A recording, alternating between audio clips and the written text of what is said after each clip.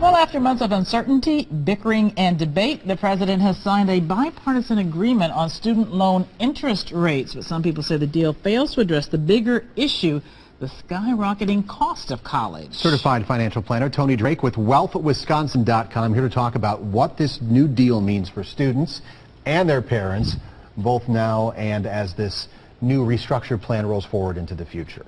Thanks for being with us, Tony. First of all, let's talk about this new deal on student interest rates. What does this mean?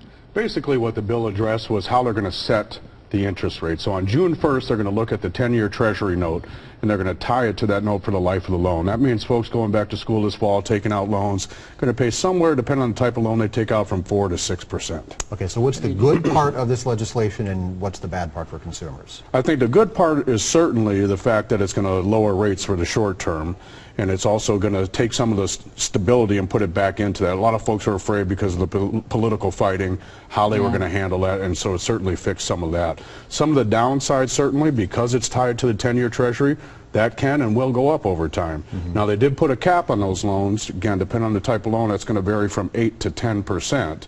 And as you mentioned earlier, the other problem, it didn't really address the larger problem, rising costs of student college loans and due to the tuition, and also mounting student debt. Yeah, one thing parents are just saying over and over, many parents are just struggling because college costs just go up, up, up. And what does this mean for really our country as a whole? Well, it's interesting. For the first time in history, student loan debt exceeds credit card debt today in our country, believe it or not. And it's a rising problem. A recent study showed us about half of folks surveyed said it's just not a good financial decision. That means they're looking and saying the benefits of the college degree are outweighed by the cost of the tuition. What do you mean when you say there's no escaping student debt? Many people don't realize if you have to declare bankruptcy, unfortunately, student loans are not forgiven. They'll continue to accrue penalties, and if you're looking for a way to pay these off, we have a great budget worksheet on our website, WealthWisconsin.com, that can help you. And another misconception, it's not just folks in their 20s that are faced with this problem. This is also facing retirees. More than 2 million retirees over the age of 60 have student loan debt. Back in 2000, only 6 people had Social Security withheld due to student loan debt.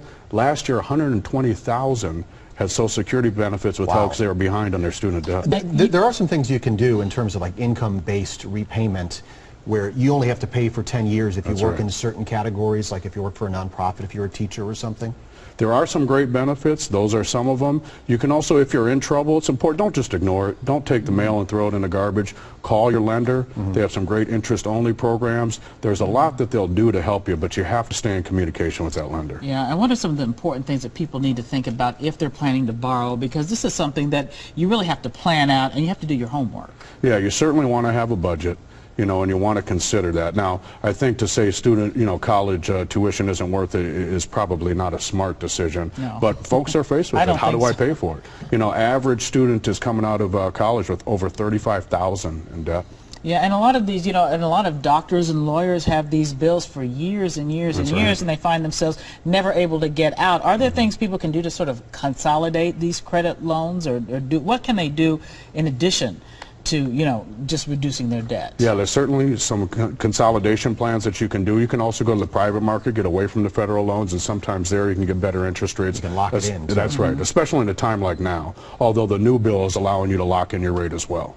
Still a good idea to go to college. That's right. That's right. Always important. It helped you, right? That's Thank right. you, Tony. WealthWisconsin.com. Thanks. Thank you.